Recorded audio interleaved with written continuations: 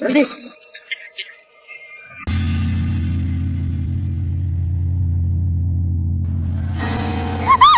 कहाँ भाग रही है? चल चल चल, ये भागने का बहुत शौक है। अभी तेरे परखट तो यूसुफ दादा तुझे पता नहीं है। चल। ये लड़की। जी दादा। कहाँ भाग रहे थे तुम? कहाँ भाग रहे थे? हाँ? कौन है तुम्हारा इस वीराने में जाने वाला? कौन है जो तुम्हारे सर पे शराफत का दुपट्टा डालकर तुम्हें घर बिठाए और कहे कि महारानी जी घर बैठिए और मुफ्त की रोटियां तोड़िए? कौन है अनजाने मुल्क में? हाँ, है तुम्हारे पास शनाख्ती कार्ड, पासपोर्ट, वीजा? पुलिस कहते चढ़ गई तो उम्र भर जेल में सड़ती रहोगी तुम। कान खोल कर सुन लो तुम सब लोग। बॉर्डर पार करवाया है तो अपनी जिम्मेवारी पे, और इसका मुआवजा हम तब तलब करेंगे जब तुम लोग अपने अपने घरों की हो जाओगी, जब तुम लोग की शादियां हो जाएंगी। इतना बर्दाश्त तुम लोग को करना पड़ेगा, इसलिए न खुद को मुसीबत में डालो न हमें मुसीबत में डालो। बाबू। जी दादा। इन पे नजर रखो।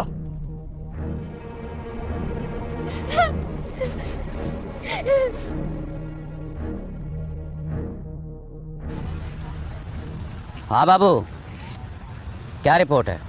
सर वो भागने वाली लड़की ने थोड़ा मसला कर दिया था, लेकिन फौरन ही हमारे बंदों ने उसे काबू कर लिया है। इलाके में किसी की नजर तो नहीं पड़ी तुम लोगों? नहीं सर, मैंने तसल्ली कर ली है। यहाँ दूर दूर तक आबादी का नामो निशान नहीं है। हमारा काफिला महफूज है, बेफिक्र रहे। और बाकी लोग? सर वो जो काफिले के साथ दूसरे पाकिस्तानी लोग आए थे, उन्हें मैंने रहमान बंगाली के हवाले कर दिया और अपना हिसाब भी उससे ले लिया है। अब रहमान बंगाली की मर्जी है कि उनको वो कैसे शहर पहुंचाता है। आप बेफिक्र रहे। ठीक है, तुम जरा मुहतात रहना। जानते हो ना कि आजकल इलाके में बहुत सख्ती कर दी उन्होंने। ठीक है सर, मैं मुहतात रहूंगा। ठीक है। और यूसुफ दादा कहाँ है? फोन नहीं लग रहा उसका। सर यूसुफ दादा काफिले के साथ गए, मैं भी वहीं जा रहा हूँ। खुदा हाफिज।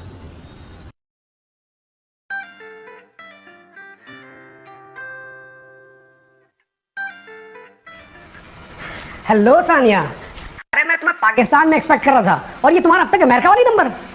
अगर तुम मुझे एक्सपेक्ट कर रहे थे तो फिर एयरपोर्ट भी तुम ही लेने आओगे।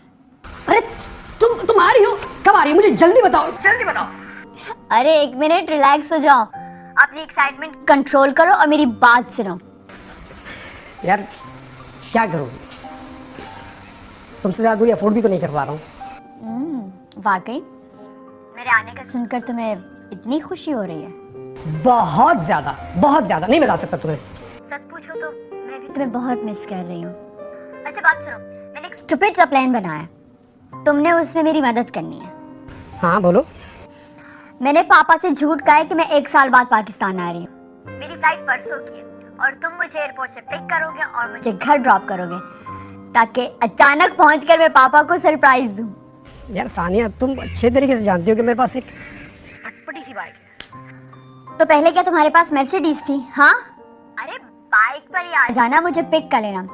पहले मैं तुम्हें कंपनी दूंगी, उसके बाद तुम मुझे घर ड्रॉप कर देना। हाँ बात सुनो, फ्लाइट की डिटेल मैं तुम्हें कल दे दूंगी। डन? अपना बहुत सारा ख्याल रखना। I love you. I love you too. Bye.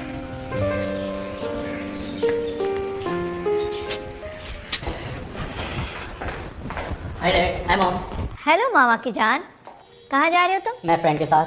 Dad वो आपने मेरी पॉकेट मनी ट्रांसफर कर दी? What do you mean by pocket money? Last month मैंने तुम्हारा अकाउंट भर दिया था, 6 माह के लिए काफी थी वो रकम। वो तो मैंने अपने फ्रेंड के साथ शॉपिंग कर ली, कुछ नहीं ऐसे लेने थे, और फ्रेंड साथ थे तो आपको पता है वो भी ब्रांड कॉन्शियस है, उनको गिफ्ट किए, कुछ पार्टीज की, और हाँ न्यू कार लिए, पुरानी पे स्क्रैच आ गए। अदील, मेरे पास तुम्हारे इन फजूलियात के लिए कोई रकम नहीं है, अपनी मामा से मांगो पैसे। डोंट वरी बेटा, तुम्हारे अकाउंट में पैसे ट्रांसफर हो जाएंगे। वैसे भी तुम्हारे डैड अपनी चहीती बेटी के अकाउंट्स तो अमेरिका के भर देते हैं, लेकिन हमारे लिए तो इनके पास कोई पैसे हैं ही नहीं। लेकिन तुम फिक्र मत करो, तुम्हारी मामा है ना, तुम्हारा अकाउंट भर जाएगा। Thank you so much mama. Okay, best of luck. वैसे ये सब जो तुम देख रही हो ना, ये तुम्हारे लाड प्यार का नतीजा है। इसे बिगाड़ा भी तुमने और भुगतना भी खुद ही। और हाँ, आइंदा मुझे अपने इन फजूल एनजीओ के प्रोग्राम में घसीटने से पहले पूछ लेना कि मेरे पास वक्त है भी या नहीं, क्योंकि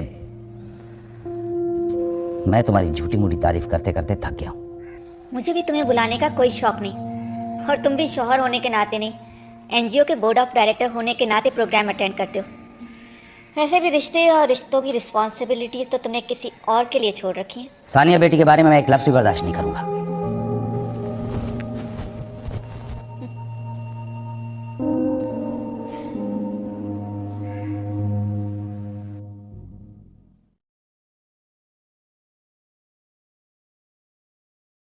सर। जी फरहान, कैसे हैं आप? अल्लाह का करम सर, फिटफाट। क्या ख्याल है सर इन फोटोग्राफ्स के बारे में? वंडरफुल फरहान, कैसे कर दिया आपने ये सब? वाकई हैरान कर दिया आपने। Thank you sir. सर इसके अलावा मैं एक और सब्जेक्ट पे भी काम कर रहा हूँ, उसके फोटोग्राफ्स और कुछ डॉक्यूमेंट्स हैं, वो मैं आपके हवाले कर दूंगा। बस आखिरी मराइल में ही है वो सब ठीक है फरहान, लेकिन तुम जानते हो इस तरह के सेंसिटिव इश्यूज़ के लिए लोकेशन पर जाना खतरे से खाली नहीं हो सकता।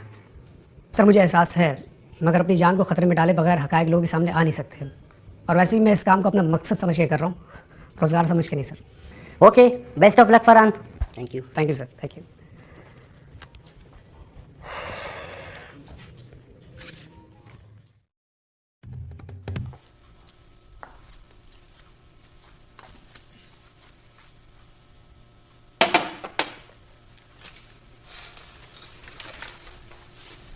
क्या बात है, आजकल कुछ ज्यादा ही परेशान लग रहे हो। कुछ नहीं यार, सर में थोड़ा दर्द है। मुझसे कुछ छुपा रहे हो? मैं सोच रहा हूँ कि हमारा क्या बनेगा। क्या बात है, बताओ ना प्लीज।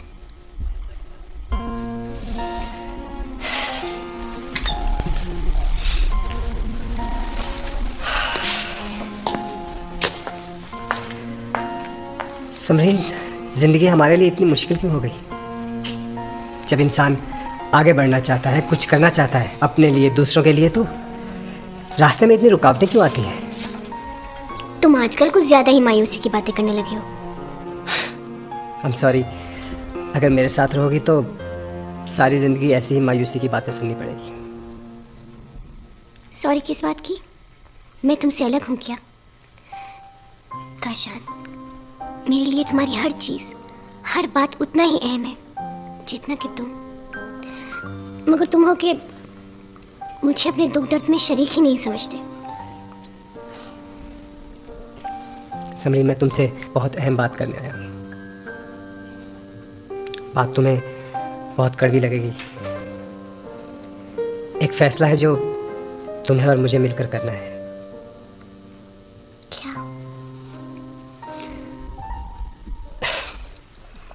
देखो समरीन, तुम मेरा ख्याल अपने दिल से निकाल दो।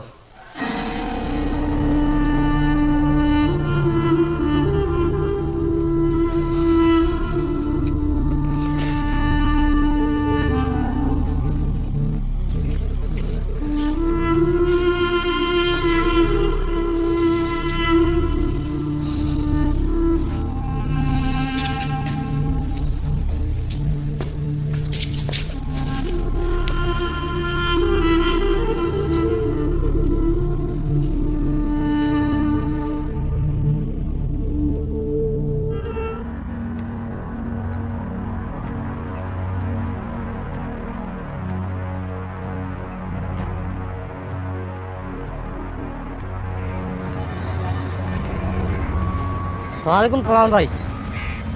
वालेकुम अस्सलाम। यार मर, तुम कहाँ रह गए थे यार? मैं तुम्हें ढूंढ ढूंढ के थक गया। मैं तो बस वापस जाने वाला था। कोई इत्तलात है? फरहान भाई, बहुत बुरा इतला है।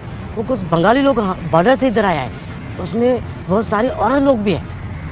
वेरी गुड यार, ये तो तुमने बहुत बड़ी इत्तला दी है मुझे। कहाँ हैं वो लोग इस वक्त? औरत लोग रास्ते में एजेंट के पास, वो 2 दिन के बाद आएगा इधर शहर में। कौन से रास्ते में हैं वो लोग? ये तो हमको नहीं पता फरहान भाई, वो हमारा एक रिश्तेदार है ना, वो सब कुछ हमको बताता है। देखो यार अनवर, उन औरतों के बारे में तुम्हारे पास जितनी भी मालूमात हो या जो भी कुछ तुम्हें पता लगे, तुमने मुझे लाजमी बताना है। पता है ये एक बहुत बड़ा जुर्म है। ये लोग उन औरतों को बेवकूफ बनाकर धोखे से यहाँ पर लेकर आते हैं और उन्हें और उनके साथ जानवर जैसा सलूक करते हैं। पवन भाई, इसी बात से तो हमारा दिल दुखता है। हम भी तो यही चाहता है। हमारा औरत उधर से लाता है और इधर भेज देते हैं। पवन भाई देखो, हमारा नाम नहीं आना चाहिए। तुम बिल्कुल बेफिक्र हो, तुम्हारा नाम नहीं आएगा अखबार में। बस तुम्हें जो भी कुछ उनके बारे में पता लगता रहे तुम मुझे बताओगे, ठीक है? अच्छा मैं चलता हूँ, अल्लाह हाफिज़।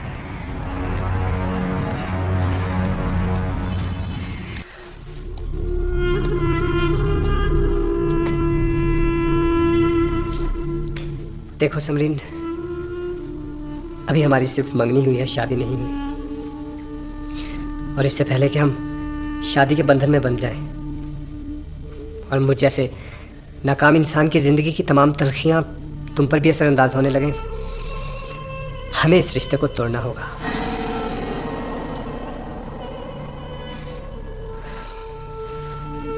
मैं तुम्हें खुशियां नहीं दे सकता, तुम्हें क्या बल्कि किसी को भी नहीं दे सकता।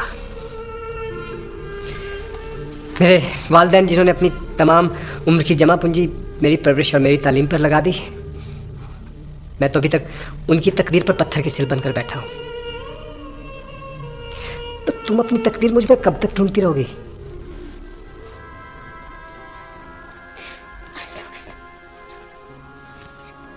अफसोस कि मेरे साथ इतने बरस रहने के बाद भी तुम मुझे या मेरे जज्बात को नहीं समझ पाए काशा। जज्बात, जिंदगी जज्बात के सहारे गुजारने का नाम नहीं है। इससे बड़ी और भी हकीकतें हैं दुनिया में। और मुझ जैसे भटकने वाले इंसान से तुम्हें रंजो गम के अलावा क्या मिलेगा? तुम क्यों नहीं समझते? मेरे लिए रंज गम खुशी सब कुछ तुम ही हो।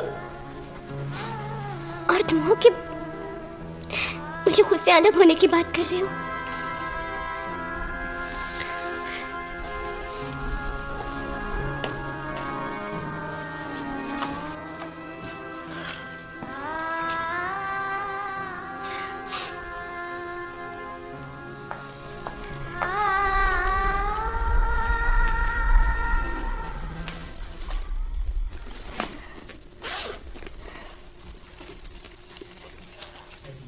ये रख लो।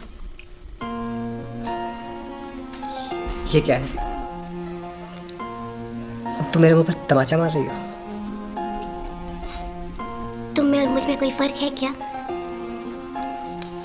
अच्छा अभी रख लो, बाद में ले लूंगी।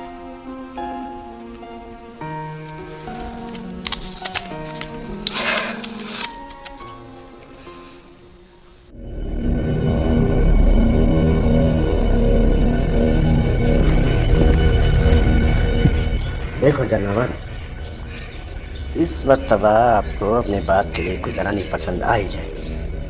देखो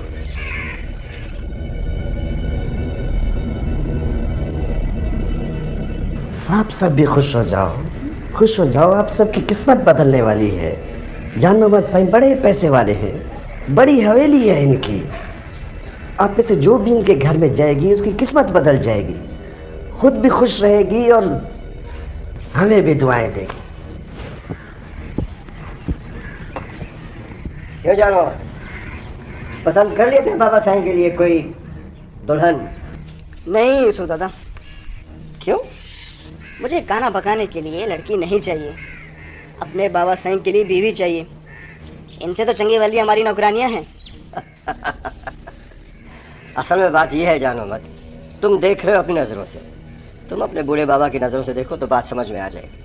अब क्या बताऊं, बाबा साईं 70 साल के हो गए और माँ को गुजरे हुए 2 साल नहीं गुजरे, कहता है मुझे दूसरी शादी दो, और वो भी जवान लड़की से।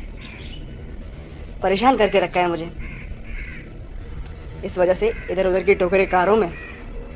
जान मोहम्मद साईं यही है, बस गुर्बत ने इन बेचारियों की रंगत उड़ा दी है। खाते पीते घर में जाएंगे तो इनकी रंगत बिखर जाएगी। बहरहाल मैं तुम्हें बताऊंगा, और ये मत सोचना कि मैं कीमत की फिक्र कर रहा हूँ, ऐसा बहुत है। नहीं नहीं, फसल उतरी है जाएंगी।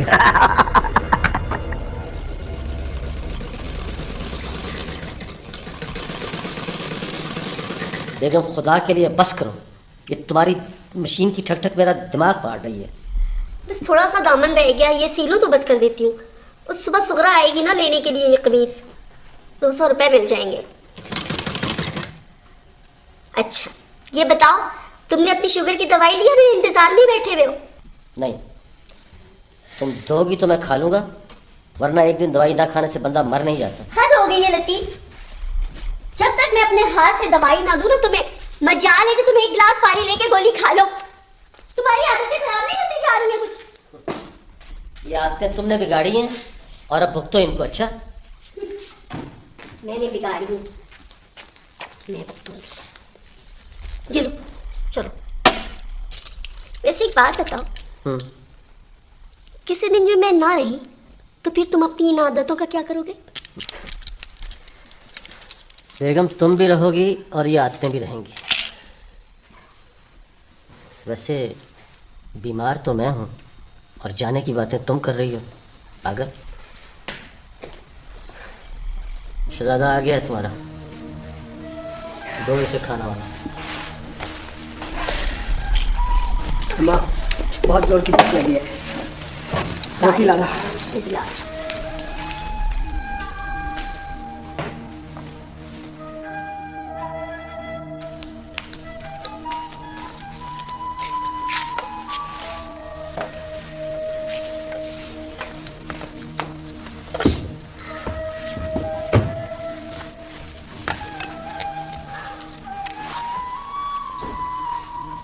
खाशान, क्या जरूरत थी बेटा इतनी जल्दबाजी की?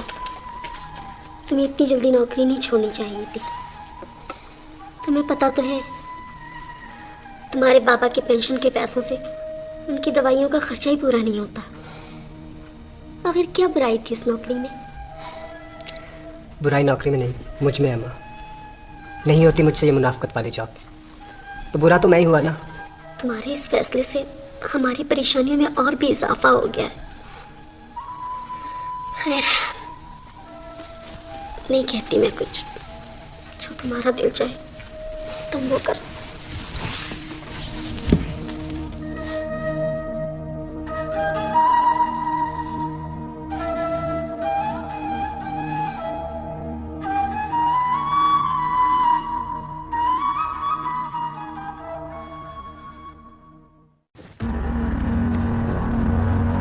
चलो बाबू, उनको रवाना करो जल्दी से। शाबाश, चलो उठो उठो उठो लड़कियां, चलो। बहुत कर लिया इन्होंने आराम, बहुत आराम कर लिया। चलो जाओ, चलो चलो शाबाश, चलो तुम भी चलो, उठो।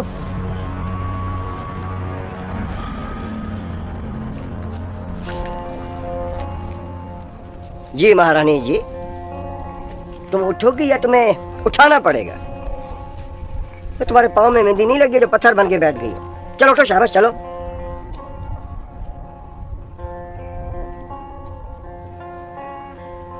ओहो, क्या जालिम नजरें हैं, कहां से मिले ये खा जाने वाली आंखें। सुनो, तुम्हारे ये नखरे देखकर दिल करता है कि मैं तुम्हें अपने पास रख लूं, लेकिन क्या करूं, ऐसा कर नहीं सकता, अपने काम से बेईमानी हो जाएगी। चलो माफ कर दो।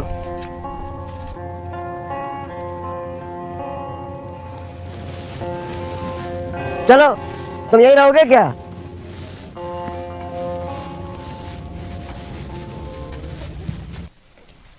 सलाम बाबा। वालेकुम सलाम। कहाँ जा रहे हो बेटा? बाबा वो आतिफ ने एक कंपनी में जॉब के लिए बात की थी, फिर से डिग्रियां उठाकर जा रहा हूँ। दुआ कीजिएगा कि जॉब मेरे मिजाज की हो। अल्लाह करे बेटा, जॉब तुम्हारे मिजाज की हो या दूसरे के मिजाज की, अगर कर लोगे तो इस घर का चूल्हा जलेगा, वरना नहीं। समझे? तो जी बाबा। तुम्हारा मसला ये है कि तुम काम को दिमाग पे सवार करके उलझ जाते हो। अगर दिमाग को काम पे सवार करोगे ना तो तुम्हारे सारे काम आसानी से हो जाएंगे। जी बाबा, कोशिश करता हूँ कि वही करूँ जो दुनिया चाहती है। शाबाश। किराया है तुम्हारे पास? अब जी है। माँ से झूठ बोल रहे हो, है ना? मैंने सुबह तुम्हारी तमाम जेबों की तलाशी ले ली है, कुछ भी नहीं है तुम्हारे पास। क्या बात है बेटा, इस तरह अपनों से दूर होते जा रहे हो। खुददारी बहुत अच्छी चीज है, मगर मेरी जान माँ बाप से नहीं। ठहरो,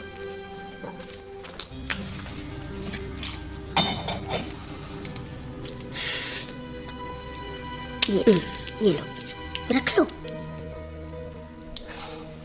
दुआ कीजिएगा अम्मा जान। जी जरूर। खुदा हाफिज़। खुदा हाफिज़।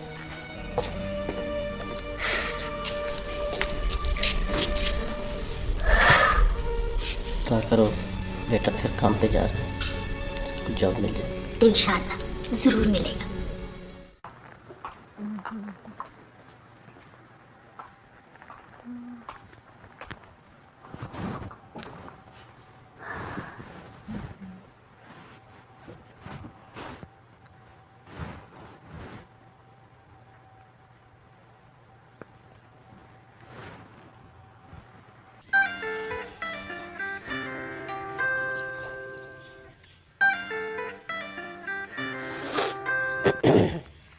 हेलो।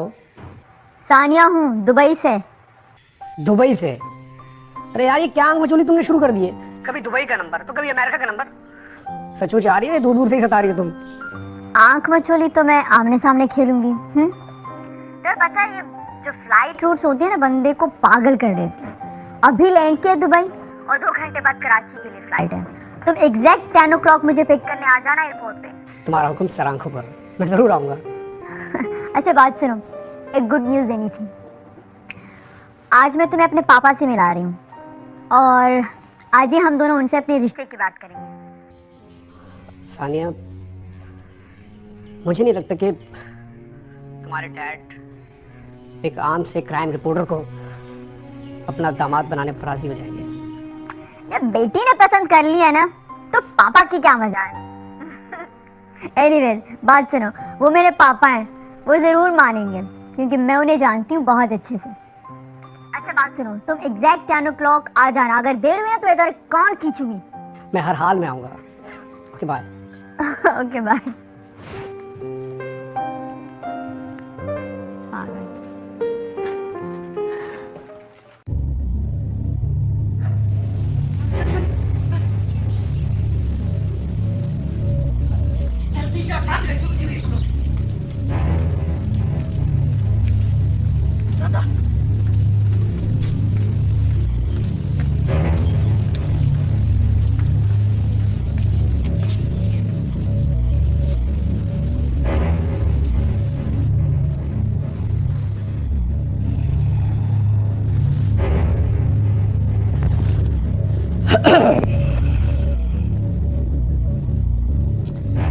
ये तुम लोगों का नया और आरजी घर है,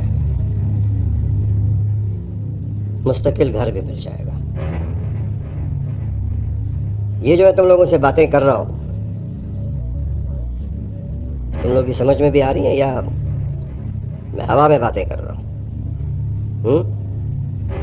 ठीक है, बाबू तुम लोगों का बहुत ख्याल रखेगा, फिक्र मत करो, अब आराम करो।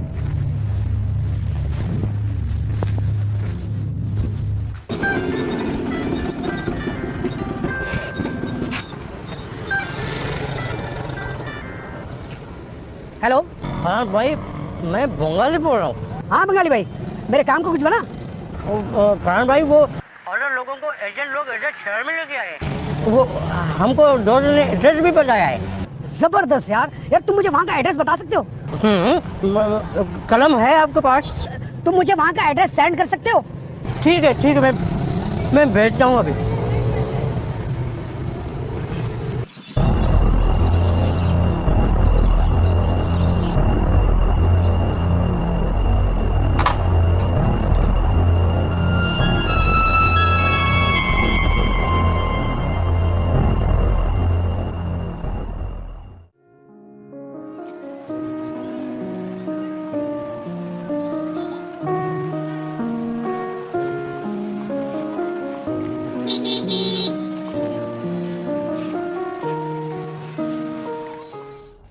सर इसमें 1-2 के अलावा बाकी तो इतनी सीधी सादी हैं कि जिस तरफ आंखों चल पड़ती है। ठीक है सर। सर मेरा ख्याल है कि इसमें से तो चंद एक यहीं खप जाएंगे, अपने अपने घरों की हो जाएंगी, बाकी लड़कियां कारवां के साथ बाहर मुल्क चली जाएंगी।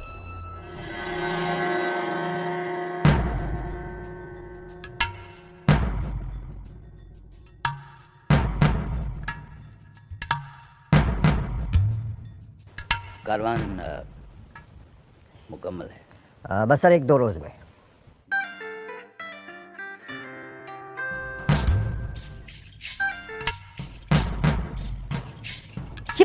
आवाज कैसी है ये आवाज? खुद देखो।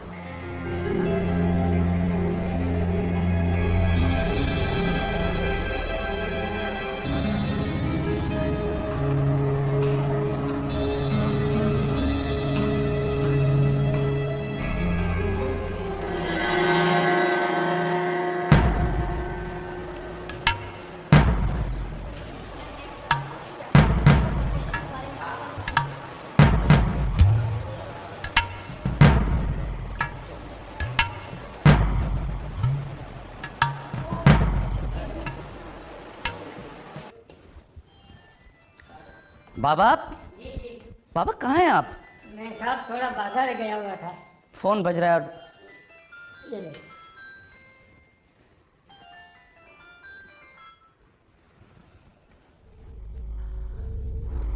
हाँ बाबू, क्या रिपोर्ट है? मैंने पता करा दिया है सर, वो इकबाली रिपोर्टर है और अभी तक जिंदा है। बहुत बेवकूफ आदमी हो तुम। तुम्हें उस पे गोली नहीं चलानी चाहिए थी, कोई और रास्ता देख लेते। पैसे की ऑफर करते, बहुत सारे और तरीके थे उसे। सर उसे समझाने का मौका ही नहीं दिया। अगर मैं इस पे गोली नहीं चलाता तो वो जिंदा बच जाता और हाथ से निकल जाता।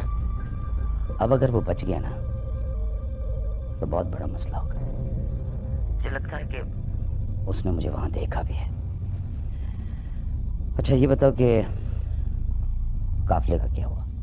सर उन्हें मैंने दूसरे बंगले में शिफ्ट कर दिया है। ठीक ठीक है, तुम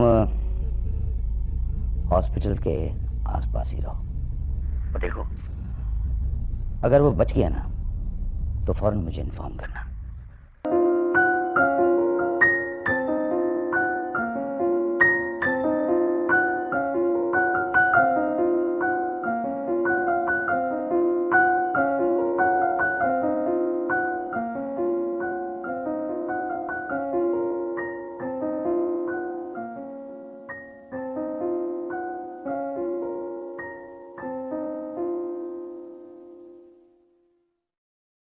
जनाब ये फरहान नामी अखबारी रिपोर्टर है जिसे आज गालबन गोली लगी है। आप क्या एडमिट है?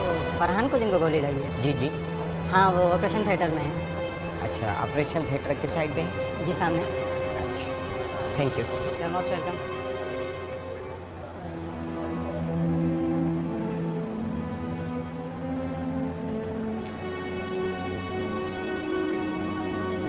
आपने फरहान के बारे में पूछा, आप कौन? मैं उस अखबार का एडिटर हूँ जहाँ फरहान काम करता है। सॉरी, हमने अपनी तरफ से पूरी कोशिश की लेकिन अफसोस कि हम उसे बचा न सके।